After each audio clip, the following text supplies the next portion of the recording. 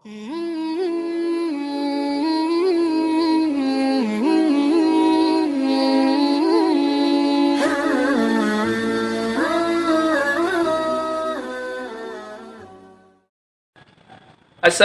warahmatullahi wabarakatuh. Alhamdulillahi rabbil alamin.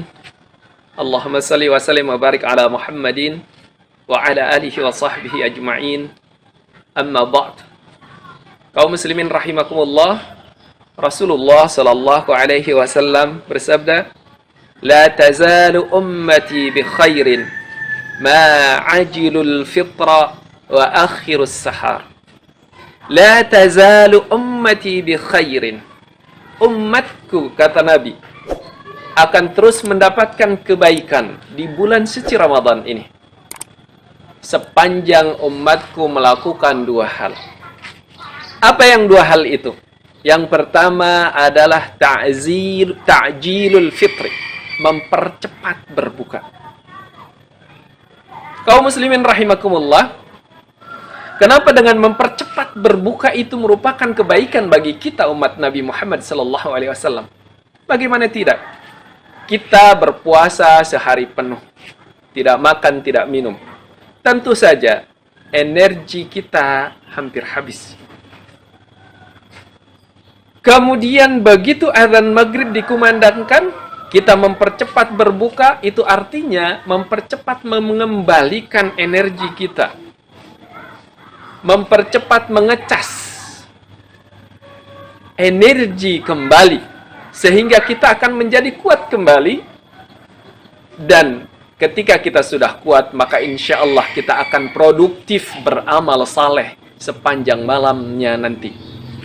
Kita akan semangat dan kuat qiyamul Ramadan, kita akan semangat dan kuat tilawatul Quran dan amalan-amalan yang lainnya.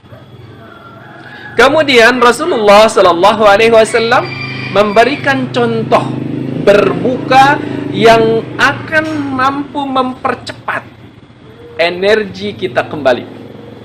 Dengan apa Rasulullah berbuka? Kaum muslimin rahimakumullah, ternyata Rasulullah berbukanya tidak dengan kolak, tidak dengan yang manis sembarangan, tetapi Rasulullah Sallallahu Alaihi Wasallam berbukanya dengan kurma. Maka karena Rasulullah sallallahu alaihi wasallam yuftiru ala rutabin. Rasul berbukanya dengan kurma basah. Ketika tidak ada kurma basah, atau ala tamaratin, pakai kurma kering. Kalau tidak punya kurma kering, alal ma, air putih saja. Inilah sunnah Rasulullah sallallahu alaihi wasallam, dan ternyata kita sudah membuktikan kita berbuka dengan kurma itu lebih enak dan lebih mempercepat kembalinya energi tubuh kita. Dan Allah memberikan contoh ala witrin. Ini menjadi kesunahan. Ganjil 3 kurma, 5 kurma. Dan sesungguhnya kalau kita berbuka 5 kurma saja, maka itu cukup sesungguhnya cepat mengembalikan energi kita. Dan itu dilakukan oleh Rasulullah, berbuka dengan kurma itu qabla ayyusaliya, sebelum salat maghrib. Sebelum salat maghrib berbuka itu berbukanya tidak dengan makan besar, dengan buah dulu, dan dalam hal ini kurma. Kaum muslimin rahimakumullah, masih kita lihat fenomena di masyarakat. Ketika takjilan, ketika buka bersama, di sana ada kurma, di sana ada kolak, di sana ada teh, di sana ada makanan yang lain, gorengan dan lain sebagainya. Tetapi masih begitu banyak umat kita ini, umat muslim ini masih memilih mendahulukan dengan kolak, memilih mendahulukan dengan gorengan. Kaum muslimin rahimakumullah, dengan buah kurma dalam hal ini adalah terbaik, karena dengan mengkonsumsi atau dengan berbuka dengan kurma akan mempercepat mengembalikan energi tubuh kita dengan baik. Kalau kita berbukanya langsung dengan menu besar, maka apa yang terjadi? Tentu saja terlalu kenyang, ngantuk yang akan datang sehingga tidak produktif. Ini tidak khair. Kaum muslimin rahimakumullah. Kemudian yang kedua, kita umat Nabi Muhammad akan terus mendapatkan kebaikan di bulan Ramadan ini sepanjang kita mengakhirkan sahur.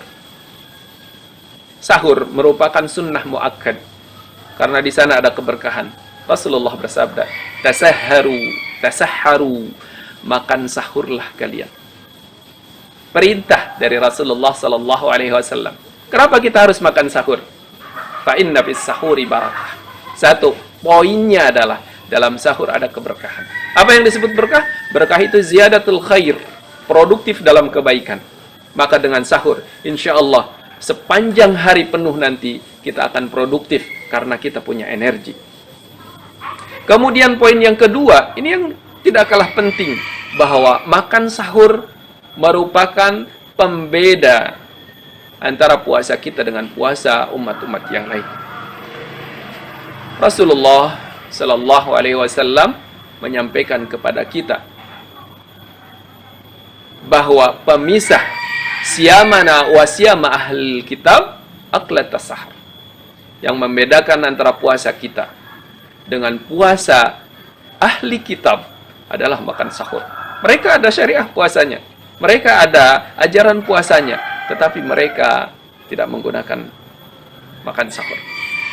Kemudian pertanyaannya, kapankah yang benar mengakhirkan sahur itu waktunya? Kaum muslimin rahimakumullah, sahar ini merupakan waktu yang sangat singkat sebetulnya, waktun qubailal fajr. Satu waktu yang posisinya hampir salat subuh. Yang ini digambarkan oleh Rasulullah Sallallahu Alaihi Wasallam yang melalui satu riwayat dari Zaid bin Sabit. Maka beliau Zaid bin Sabit bercerita, tasaharna ma'a Rasulillah Sallallahu Alaihi Wasallam. Kami makan sahur bersama Rasulullah. Thumma qumna salat. Kemudian kami mendirikan salat, menunaikan salat subuh. Kemudian Anas bertanya, kam qadra bainahuma? Qala Anas, berapa jeda, berapa lama waktu antara makan sahur dengan sholat subuh itu? Maka kemudian Zaid bin Sabit menjawab 50 ayat, kira-kira 50 ayat ketika dibaca. Kaum muslimin rahimakumullah, kami sudah mempraktekkan membaca 50 ayat dari Al-Quranul Karim dengan ayat yang sedang, tidak begitu panjang, tidak begitu pendek. Itu durasinya kurang lebih 7-10 menit. Maka di saat itulah yang disebut dengan takhirus sahur, kesunahannya di sana mengakhirkan sahur. Kenapa mengakhirkan sahur merupakan kebaikan bagi kita?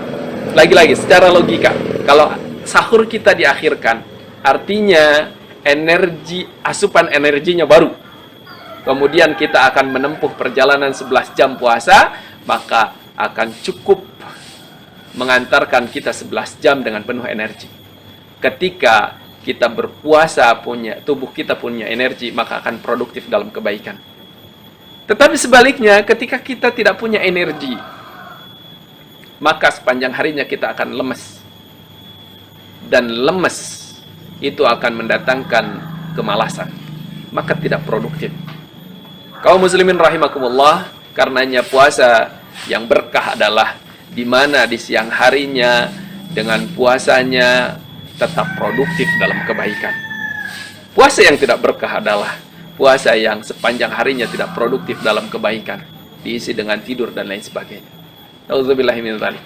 Pada akhirnya kita berdoa pada Allah Subhanahu wa taala, semoga Allah terus membimbing kita, memberikan hidayah kepada kita untuk mengamalkan sunnah-sunnah Rasulullah Sallallahu Alaihi Wasallam, terutama di bulan suci Ramadan ini, agar kita terus mendapatkan kebaikan secara pribadi, kebaikan secara keluarga, dan bahkan kebaikan secara berbangsa dan bernegara. Amin ya rabbal alamin. Afu minkum. Assalamualaikum warahmatullahi wabarakatuh.